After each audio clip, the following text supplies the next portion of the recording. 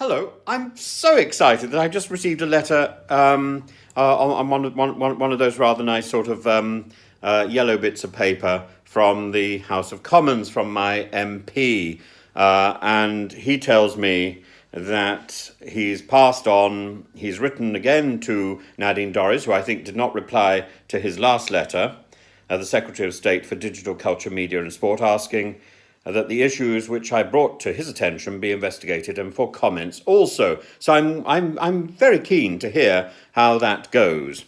In the meantime, he says, with respect to the claims and counterclaims made by the Secretary of State and Channel 4, I note that Channel 4 have rejected the Secretary of State's allegations in a recent statement. Yes, I understand that as a result, Julian Knight MP, chair of the DCMS Select Committee, has written to the Secretary of State to invite her to comment on an urgent basis. And I'll be interested to read any response she may make. Well, this is about the extraordinary and scurrilous stories that Nadine Dorries told to the DCMS about her experience on a reality TV show called the Tower Block of London, where she said that one of the people with whom she was staying, a lady who I think we identify as Rena, had had lunch with her in the Commons and had explained that her two sons are actors and indeed other scenes in the show were also faked. Both the production company, which I reported on certainly over a month ago, possibly about 2 months ago, denied this absolutely, and Channel 4 have now done their own investigation and denied this absolutely. Of course, there is editing, and of course, there is a degree of manipulation. I don't entirely approve of that, but editing is part of our storytelling methodology, and manipulation, fakery, is part of the reality TV process. But the sort of fakery that Nadine Dorries is discussing cheapens the debate completely. And it gets back to the issue of a good and a bad edit, which is just about being a sore loser, which of course sums up Nadine Dorries rather well. Now, the fact that I think she's said something that is deeply untrue is in one sense neither here nor there. I don't expect truth, but I do expect to trust the minister.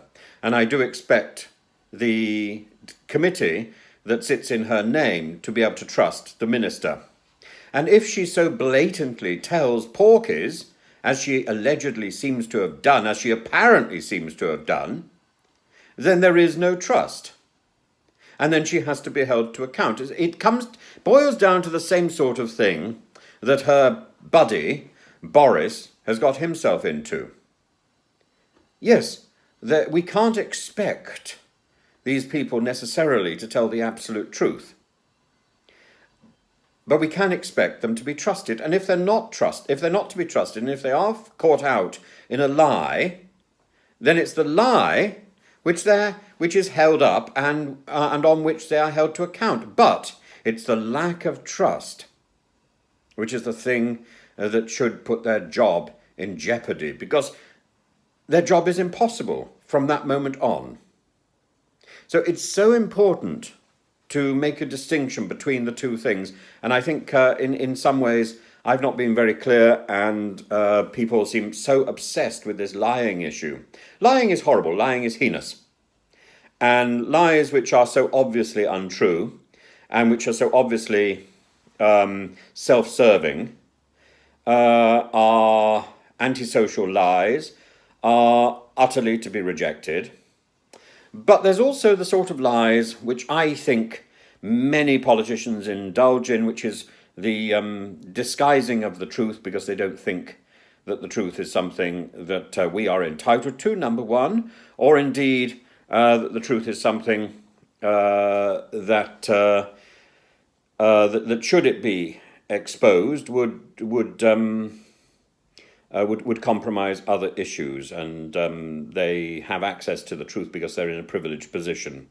That I understand, and I think we have to be really careful, because once we start saying all our politicians should tell the truth, and should be held responsible for not telling the truth, then we get into serious moral dilemmas. Because actually we expect our politicians to have privileged information and to keep a lot of that information from us, and if necessary, to dissemble and not to blab about what they know. We wouldn't expect the Prime Minister, the Queen, the Foreign Secretary and so on to reveal the secrets of MI6 or MI5. And if pressed, we would expect them to lie. That is part of their duty.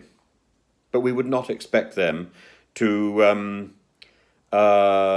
lose the trust of the people. If they lose the trust of the people, then they should lose their job. And particularly, if they lose the trust of the people in their department, then they should lose their job. This is why keeping Priti Patel on at the Home Office was such a disgusting and miserable decision by Boris.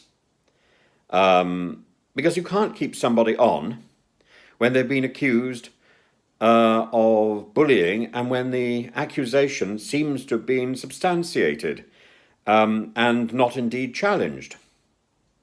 What message does this send out? That actually bullying is acceptable? That is the only message that I can draw from that. It may be that that the person being bullied had misunderstood the behaviour of Priti Patel, but I'm afraid the impression is that she has form. She's been in other departments where she seems to have bullied. Maybe it's not proven. But the weight of these stories strongly suggests this is part of her character. Is it a character that we want to have in control? And then when you ring up the Home Office and you ring up anything to do with the Home Office, you are told that inappropriate language will be considered unacceptable and you may face prosecution. So why does she not? Is this some sort of bullying that is acceptable? Is there a difference between one sort of bullying and another? I don't know. And as for Liz Truss, I find it extraordinary that in every aspect of her campaign, she is now aping the Prime Minister who has just been deposed or is in the process of being deposed. And that, again, I think, calls for mockery on the highest level.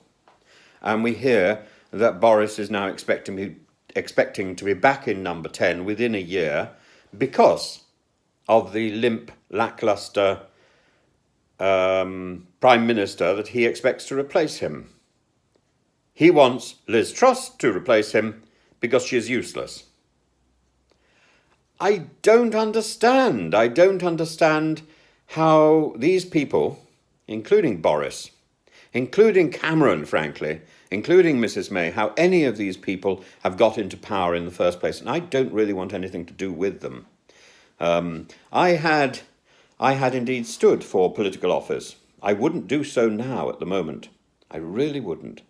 Because I simply do not want to rub shoulders with these people who seem to have lost their sense of honour. I would prefer to stand in the background and rage, and my goodness, will I rage.